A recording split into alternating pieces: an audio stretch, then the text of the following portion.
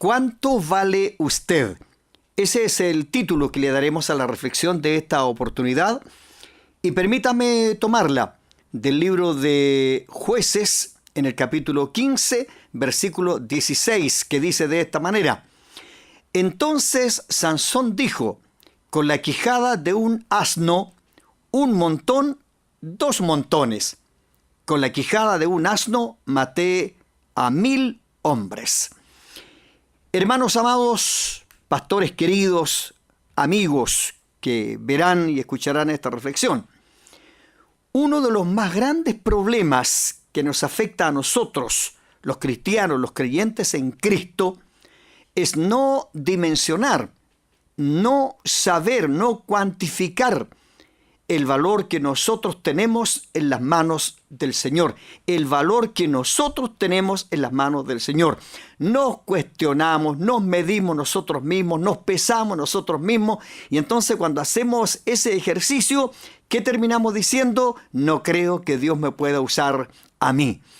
La Biblia, hermanos amados, es un caudal inagotable de ejemplos de cómo Dios hizo tremendos milagros con cosas que a la vista humana parecerían insignificantes, que parecería que no tienen valor alguno.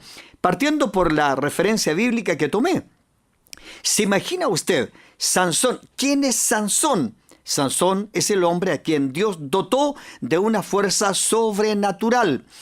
Yo me acuerdo en la escuela dominical nos dibujaban un Sansón grande, bien fornido, tipo Charles Atlas, una cosa así. Y un día entendí que a lo mejor Sansón era un hombre tan común y tan corriente, tal vez como nosotros mismos. Porque la Biblia claramente dice que Sansón recibía esa fuerza sobrenatural cuando el Espíritu de Jehová venía sobre él.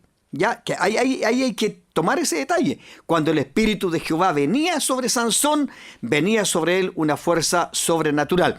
Pero Sansón está en un problema, está en un conflicto, está en un lío. 1000 filisteos lo persiguen. Él tiene miedo. ¿Pero qué hace Dios con él? Dios le hace mirar hacia el suelo. Y en el suelo, ¿sabe lo que hay? Una quijada de asno, una quijada de burro, una mandíbula de burro tirada, disecada por el tiempo. Mi pregunta es esta: ¿a quién le podría importar una quijada de burro?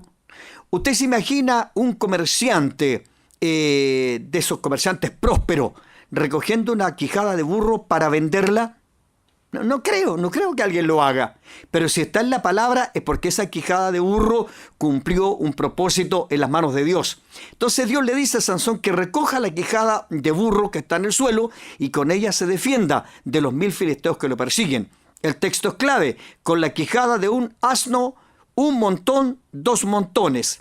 Con la quijada de un asno maté a 1000 hombres. La pregunta que aflora aquí es esta: ¿cuánto vale usted, mi hermano? ¿Cuánto vale usted, mi querido hermano? ¿Vale más o vale menos que una quijada de burro disecada por el sol y tirada en el camino? Pero vamos a alcanzar a hacer un pequeño tour a través de la Biblia con pequeñas cosas que sirvieron para que Dios hiciera grandes milagros. Por ejemplo, ¿en qué libró Dios la vida de Moisés cuando Faraón dijo que todo niño menor de 2 años nacido en Egipto, hijo de mujeres hebreas, debiera ser muerto? ¿Usted sabe en qué le libró Dios la vida a Moisés? En una canasta de juncos. En una canasta de juncos. ¿Cuánto vale usted? ¿Vale más o vale menos que una canasta de juncos? Ahora, ¿qué usó Dios para impregnar su poder cuando tomó a Moisés en las colinas de Madián y lo envió a Egipto a rescatar a Israel? ¿En qué impregnó Dios su poder? ¿Usted sabía en qué? En una vara. En la vara que Moisés se afirmaba para subir las colinas. En esa vara impregnó Dios su poder. ¿Se acuerda cuando le dijo que la tirara en el suelo y se volvió culebra?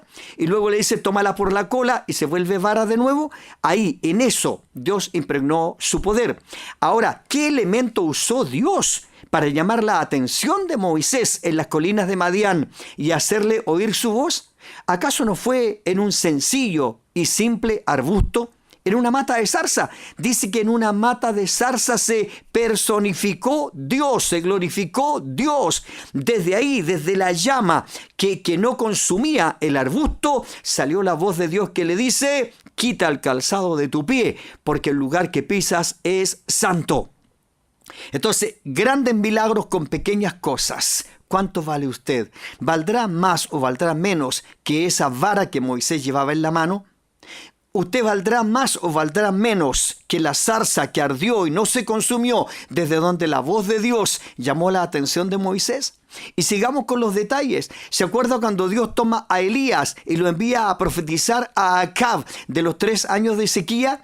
¿Dónde escondió Dios a Elías? En una cueva, en una simple cueva. ¿Cómo lo sustentó si había una sequía? Con un pequeño arroyo que corría por dentro de la cueva. ¿Y con quién le envió el alimento? Este es un detalle tremendo. Se lo envió con esa misma ave que usted puede decir: pastor, disculpe, esa ave está dentro de la categoría de las aves inmundas. Pero Dios usó al cuervo. Dios usó al cuervo para que le llevara pan y le llevara carne a Elías. ¿Cuánto vale usted? ¿Vale más o vale menos que ese cuervo que Dios usó para alimentar a su profeta? Ahora la pregunta es esta: ¿con qué derrotó David a Goliat? Cuando Saúl le hizo que se pusiera toda su armadura. Y David dijo: no, yo no puedo con esto. Lo más lógico es que para enfrentar a un gigante guerrero hubiese ido con una armadura y con lanza y con jabalina. Pero sin embargo él fue con su sencilla honda, con su saco pastoril y un par de piedras que tomó del arroyo. Entonces, ¿con qué derrotó David al gigante? Con la piedra que él lanzó, pero que Dios dirigió para que calara justo en el único lugar donde podría ser vulnerable el gigante. ¿Cuánto vale usted? ¿Vale menos o vale más que esa piedra que Dios usó para derrotar al gigante? Ahora, pasémonos al periodo neotestamentario. ¿Se acuerda usted cuando Cristo necesita pasar al otro lado del lago? Sin duda que en el malecón del lago, en el muelle del lago, debe haber habido barcas impresionantes, barcas muy lindas, barcas a lo mejor nuevas. Pero ¿cuál barca prefirió el Señor? La de Pedro, la más desgastada por el tiempo, la más usada por el tiempo, a lo mejor la barca que no tenía ninguna apariencia. Esa usó el Señor para pasar al otro lado del lago. ¿Cuánto vale usted, hermano? ¿Vale más o vale menos que esa barca? ¿Se ha dado cuenta que a veces nosotros miramos las apariencias, nos miramos a nosotros mismos, nos medimos nosotros mismos, nos pesamos nosotros mismos y luego decimos: no creo que Dios me pueda usar? Revise cada uno de los elementos que Dios usó, humildes elementos para hacer grandes milagros. Concluyo con esto. ¿Cuántos panes y peces tenía el muchachito que estaba en medio de la multitud de los 5,000 que estaban escuchando al Señor? ¿Acaso eran simplemente 5 panes y apenas 2 peces? La canasta tal vez se la pasaron de discípulo en discípulo y seguían siendo 5 panes y 2 peces. Pero cuando llegó a las manos de Cristo, todo fue multiplicado, todo fue bendecido. Comieron los 5,000, los niños y las mujeres, y aún sobró.